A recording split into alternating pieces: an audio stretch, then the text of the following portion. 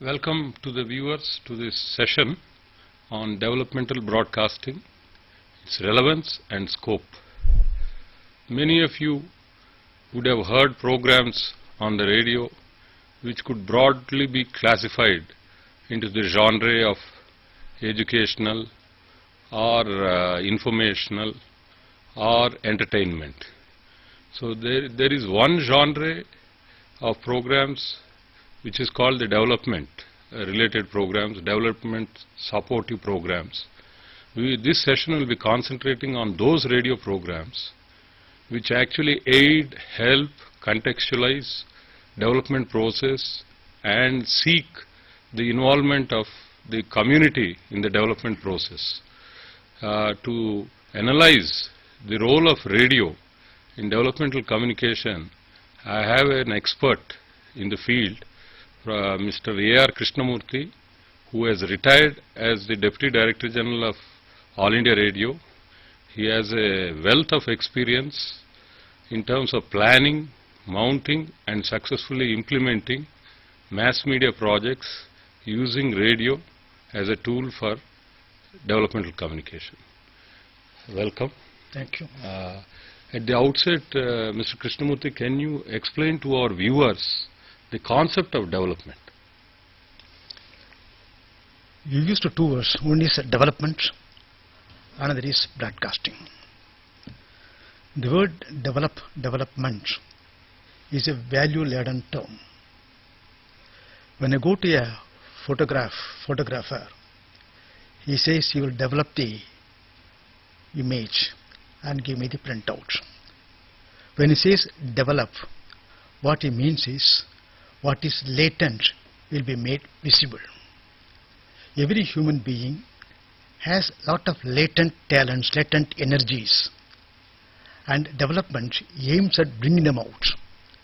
The energies that are inside must come out so that the person can progress, can make the quality of his life better. How does broadcasting help? They are interrelated. Broadcasting has got its own uses, as I mentioned, information, education, entertainment, which all media certainly do. But broadcasting has got the added advantage of long years of experience in disseminating information and making the people understand the message. When you look at the dictionary, if you look at the dictionary for the meaning of the words, communicate, it not only means dissemination of information, it also means evoking interest. It is twofold. You communicate a message, the person to whom you communicate gets the message and he takes interest in it, he acknowledges what is received by him. That is, he evokes interest in what has been communicated. The success of communication depends upon not only the message is transmitted, but its absorption by the person to whom you communicate. And development has got a number of areas to cover. It can be social, it can be economical, it can be political, it can be literary development, it can be cultural development, it can be ethical development, moral development. There are a large number of areas. But normally, when you talk of development, they take it in the economic sense. In the economic sense, it means growth. There are economists, mostly from Western countries, who think development is only economic development. When you talk of economic development or economic growth, it is expressed in terms of GDP or GNP. All economics revolves around two terms. One is production, another is consumption. When production increases, consumption must keep pace with that. Otherwise, it will result in recession. The communication medium has got a role in that also. And especially our commercial radio and television help in boosting consumption so that consumption matches production and the GDP grows up. This is one approach that is called the economic approach. Then there is a sociological approach. There are persons who believe that taking a person from his present position to what is called modernity or urbanization, that is progress. That is the sociological approach. When there is migration to urban areas, economic growth or sociological growth doesn't take place, but the definition still remains that when people move from their present situation to a situation what is called modern, that is sociological approach. Then there is a third approach called a psychological approach, where people in backward countries, backward societies lack initiative. They have fear. And in the Western countries we have a number of venture capitalists. There is no doubt of it. But in India, if you want to, you have to count venture capitalists. Venture capital means taking risk. The psychological inhibition, person taking initiative. What is profit? Profit is a reward for risk taken. The persons are not prepared to take risk. Even they are not prepared to move from one place to another. If a person is given a posting from Bombay to Delhi, he refuses to come because he feels he is being uprooted from his own place. People are not prepared to take risks. Then there is another dimension we call the socio-economic political. When our country took up the planned economic process, set up the planning commission, when they thought of economic growth, they thought of social development, they thought of economic development, they thought of educational development. They did not leave any sector, any segment of society untouched. In the first 5-year plan, the primacy was agriculture. The second plan, it was in industries.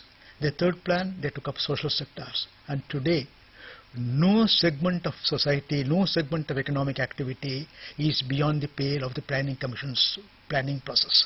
That means the development that they think of is overall total development of the entire community and the entire state as such. It can be infrastructural development, it can be development of individuals, development of the underprivileged, development of women, empowerment of women, empowering the panchayats. It can take any area, and the planning commission is taking keen interest in sectoral development. Take for example rural development. In the government of India there is two types of expenditure. One is called planned and the other is called non-planned expenditure. If you look at the planned expenditure, one ministry which gives the highest grant from the government is the Department of Rural Development. So many funds are being made available for rural development. And here you have to look at the expenditure pattern and the people are not only the beneficiaries of the schemes, they are also the participants in the schemes. And they can participate, they can be beneficiaries only if they know the intricacies of the various aspects. And very recently, I think it is the newspapers are carrying, the media are carrying stories about harassment of women. The new act which is just notified some time back, which is called the Domestic Violence Act of 2005. People do not know if a person is aggrieved to whom she must go, and what are the areas of harassment that will come under this Violence Act. To me also it is a great source of information. If a woman is slapped, if she is abused, she is teased, if she is harassed, condemned, deceived, there are so many areas of ill treatment of women, and we were not aware that these are the areas which could make a person, a woman who is affected, to go to the appropriate authority. Here, a lot of publicity is required, a lot of education is required, dissemination of information is required. I was very happy when heard that a court has given punishment conviction for a person down south in Tirunelveli. There is an act, there is a provision, there are schemes. People must take benefit out of them, for which extensive publicity is required, for which broadcasting is a tool. Thank you for answering the concept of development in a very exhaustive manner.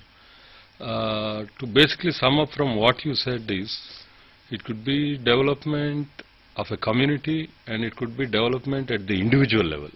Development at the individual level is more purchasing power for the citizen, better quality of life and better assertion of his rights, legitimate rights. So, for me these are the socio-economic indicators of development.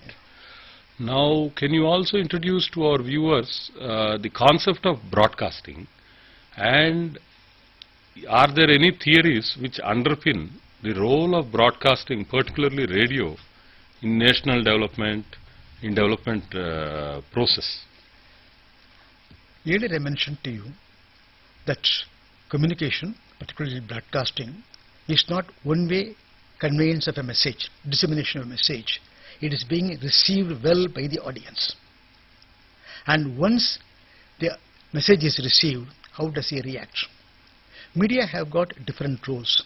One is inform, then is educate, then is motivate, and the last stage, adoption stage, media has got limited role, but here also they can assist in the adoption process. There are various studies conducted by different experts. I can think of one person called Daniel Lerner. He was the first person who did not conceive it as much as economic development or social development. He thought in terms of the sociological approach, that is, society moves to modernity. More broadcasting, more modernity. People give up their old habits, give up their old superstitions and march forward to what it is termed as modern. Then is it true that Daniel Lerner also stated that repeated sustained exposure to media leads to a desire in the target audience to adopt new techniques, receive new ideas? Naturally. Communication, in communication theory, repetition is a must. It is not as if a person will listen to your program once and act on that. It has to be repeated and the message has to be reinforced. The more reinforcement, not only the same message being repeated, he must also bring in what is called the motivational aspects. He must bring in success stories. When he brings in success story, whether a person has benefited by the message and got advantage of the acting on that message, then others will also follow. But Lerner's theory was more in terms of modernity, whereas Wilbersham, he thought in terms of the media, particularly broadcasting, being a facilitator for development. And it will be appropriate to consider any medium as a facilitator.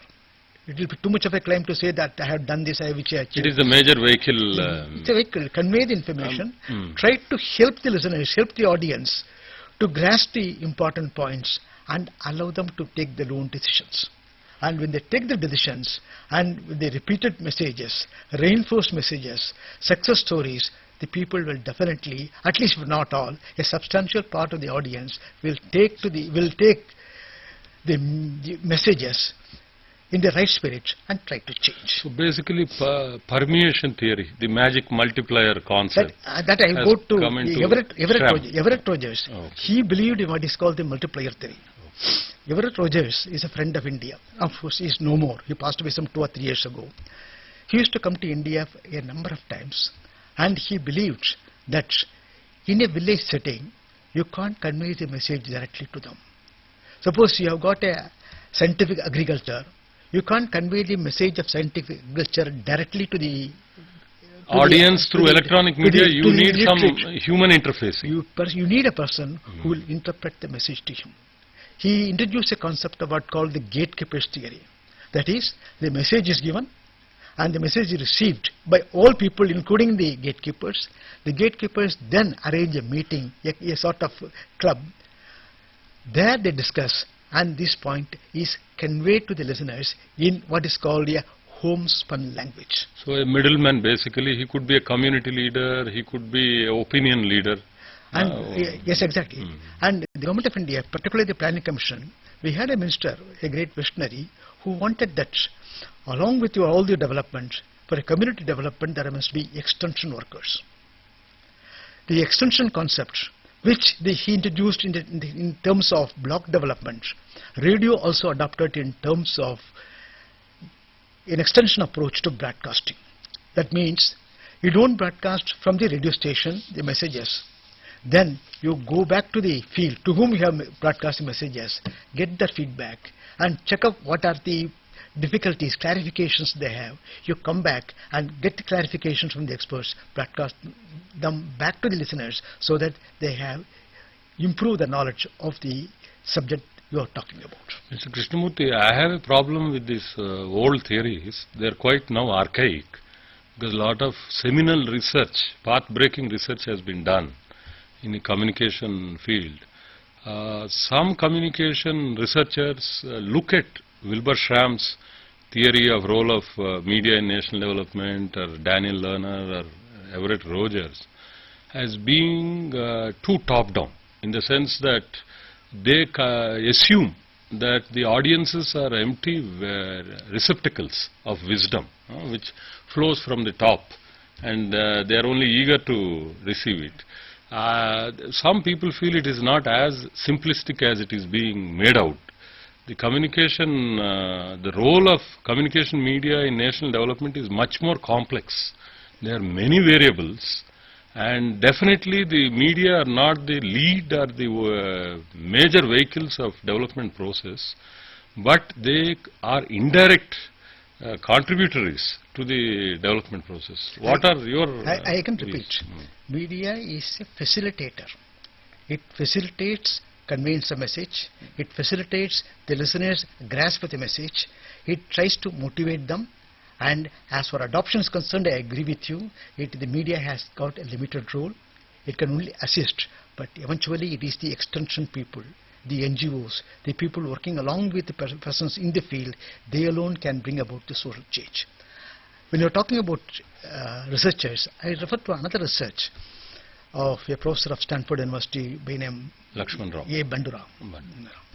His theory is social learning theory. People learn how does a child grow. It observes what is going around. It picks up bad habits, it picks up good habits. The social learning theory of Bandura was cut by a TV producer by name Sabido. Sabido was a Mexican TV producer. He started what is today known in India and elsewhere as a soap opera. Soap opera is a drama where a social theme is taken. The object is social change.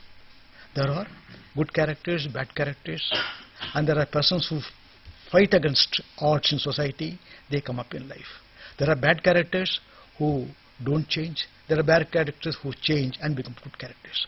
All the soap operas that are broadcast by him believe in the fact that after listening to a few episodes of a particular serial, there is perceptible social change. I can give my own example.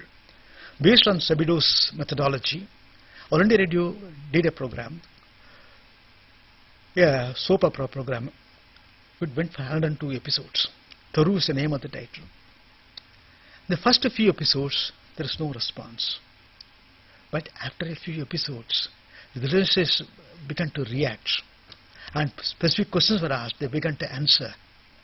At the end of the serial, there are people who take resolution that they won't take dowry. There are women who take that they will be on the right track, they will empower themselves. They will not subject themselves to the mother-in-law, the father-in-law, to the men.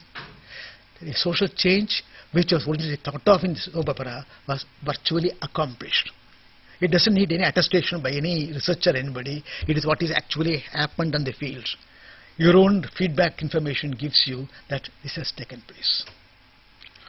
Okay, now that you are convinced media definitely has a role in the development process, can you, in the form of some case studies, try and trace and highlight the role radio has played, say, in areas of human development like, say, health, agriculture, animal husbandry? Do you have any specific instances? I'll take up the case of agriculture. As I told you earlier, the emphasis given in the first 5-year plan was agriculture. They identified a few districts which were irrigation-wise well placed. And Tanjavur, in the olden days it was called as Tanjore, was one of the districts chosen. Lot of inputs were made available. A Joint Director of Agriculture was appointed to oversee. The Ministry of Community Development put in number of extension workers. The problem was how to convince the farmers to change their farming pattern. The primitive farming practices. Because the Tanjavur district was a progressive village. It was called the granary of Tamil Nadu. They had age-old system of farming. And when the government, when the agricultural experts wanted to go in for a massive change in the system of cultivation, bring in high-yielding varieties so that the agriculture production in the district can go at least 4-fold or 5-fold.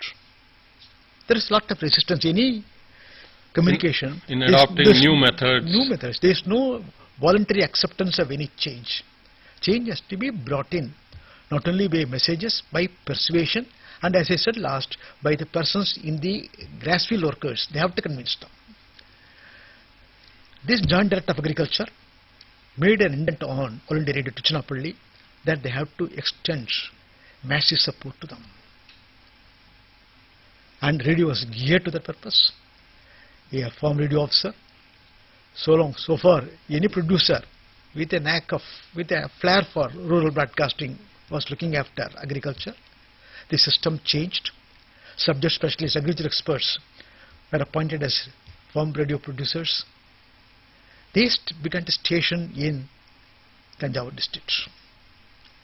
Now, the Department of Community Development, their staff, the Department of Agriculture, their staff, plus radio staff, and the progressive farmers were roped in. A few trial fields were taken up. The IR variety was tried, and they demonstrated that it has a tremendous success. Then radio started conveying this message repeatedly, and there were a number of doubting Thomases, people who thought, yes, this happened here because of certain facilities. Will it happen in my village? All the queries, all the doubts, all the misgivings were answered, and it has extended to other areas, and over a period of 2 or 3 years the entire district is covered. And eventually the producers, the food grain producers, the paddy producers of Tanjavur district said this particular brand of rice, paddy, is because of radio's contribution, and they named it as radio paddy. IR variety was referred to as a radio paddy because of, there are so many inputs. The inputs from the agriculture department, researchers, community workers, so many inputs were there.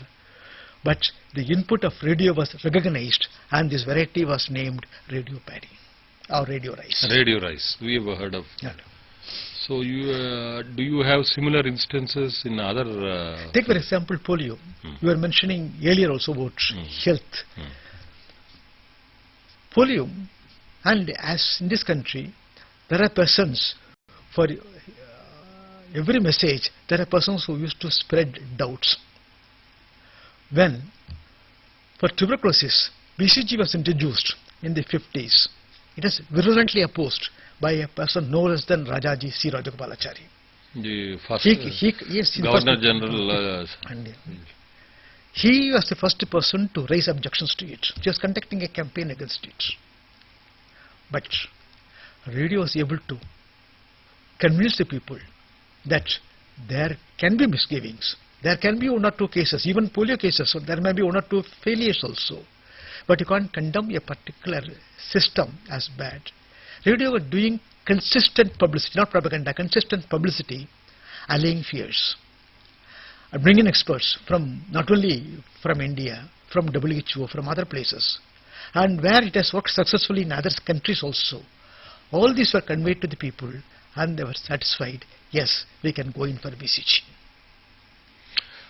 Is there scope for mass media, particularly radio, to popularize the government programs, policies, and to get people involved in them? I mean, ultimately it's the taxpayers' money which is spent on all these government initiatives, and rightly so, the citizens have a right to participate in the development process. So can radio facilitate such a kind of interaction?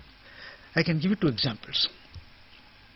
As I mentioned to you that the Department of Rural Development is the recipient of massive assistance from the Planning Commission. And there are schemes, numbering maybe 100 schemes. And different schemes are operated in different states.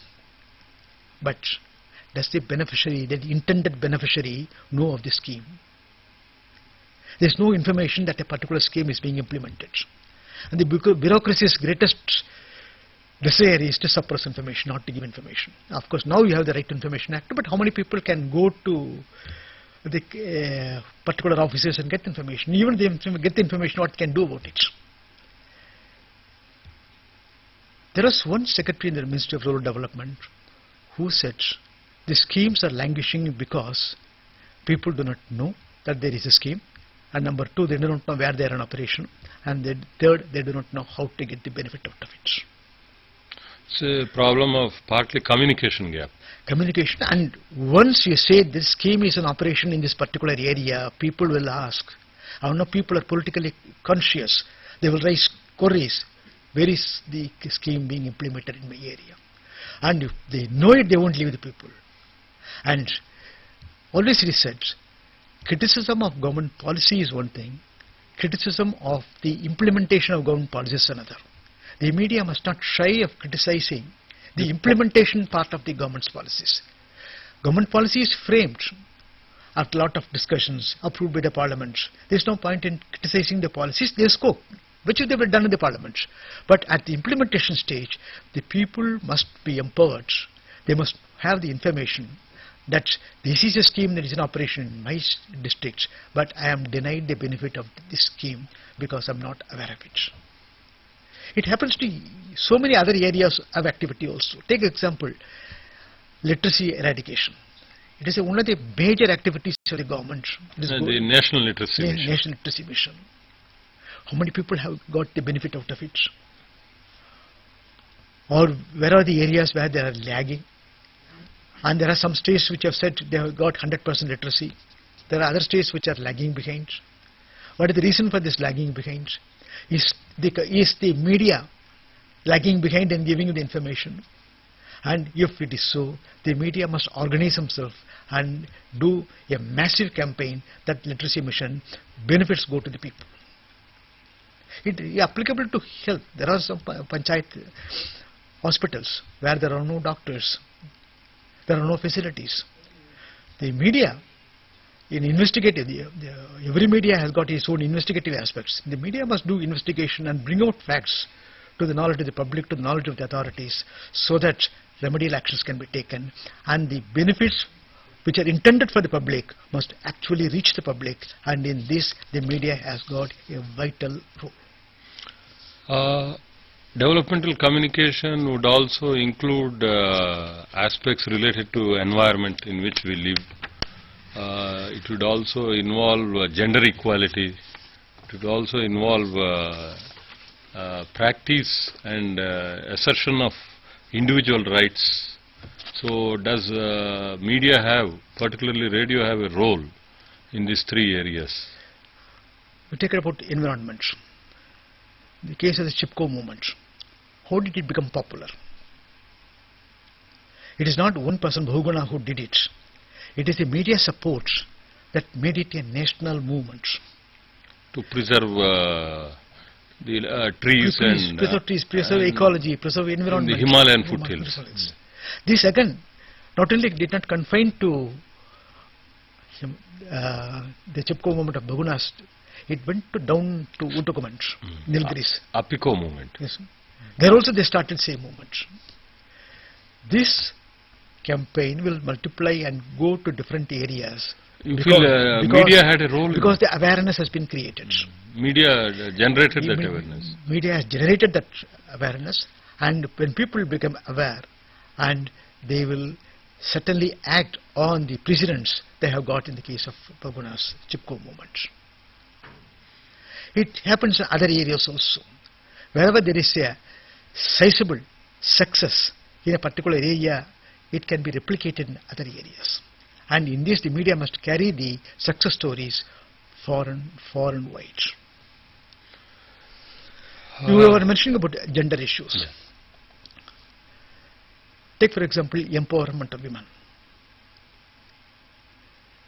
Radio, in contrast to other media, are able to devote specific slots for specific audiences. Radio has been broadcasting women's programs for nearly 50 years. What is the deal in the women's programs? Of course, matters that relate to them in their daily life, even cooking, dressing, upbringing the children. Apart from it, it gives the basic element of what is called empowerment of women. I told you about the case of this Domestic Violence Act. If you keep on giving information where they have got the right to exercise, where discrimination is forbidden, where the Constitution provides for equality, where there is a reservation for women in the panchayats, then the women will feel empowered and assert their rights. There are other areas like children. The Government of India is a signatory to UN Declaration on Child. There are so many things which have to be done for the children by the government. And NGOs, other bodies which are interested in implementing the UN Declaration must follow up, and the media must help these people in getting the ideals translated into facts. Media is, again, it creates awareness, it motivates, it spreads success stories, it does investigation. Wherever wrong things are happening, it is brought to the notice. But eventual adoption has to be done by the grassroots workers, particularly the NGOs. So, to sum up, can you say in a few words what will be the overall aim of developmental communication or developmental broadcasting? I bring it to two categories. One is support for development efforts. As I told you, the government is spending 10,000 crores of rupees on development, not only economic development, social development, development of every segment of society. The other area is development of the individual. Take for example, education, literacy, moral development, ethical development. If you look at the program structure of a radio station, you will find in the morning we start with ethical sayings, Chintan. What is Chintan meant for? Chintan is a person which educates a person on the basic moral teachings of so many elders. It strengthens the moral fiber, the ethical fiber of a person. It again gives a number of instances where people have fought against odds and become successful in life, in ethical life. A person need not make money by stealing. A person can become rich by moral means. These ethical teachings. Then you have got a lot of entertainment programs. Entertainment every medium does. Television does, so many others do. But when radio does entertainment, it does it for the purpose of what is called the elevation. There are two words, elevating and ennobling. The radio programs elevate the listener, they ennoble the listener and make him a better human being. This is the most important aspect. It is not economic growth, it is not economic development, it is a development of the individual. And at the end of the day, after listening to so many programs, the impact of so many programs, what is important is whether all these things contribute to the improvement of the quality of life of the individual. And radio, to a great extent, believes in this philosophy of improving the quality of life, and it has demonstrated this capacity in so many ways for so long a time. Thank you, Mr. Krishnamurthy, for a overview, exhaustive overview of the role of radio in developmental communication. You have set about defining the concept of development. You then established the role of broadcasting in development process. Then through a gamut of case studies, you have contextualized the contribution radio can make in different areas of human development like agriculture, health, and also in areas of individual development, which we said is assertion of human rights, also in terms of improvement of quality of life. Thank you very much. Thank you.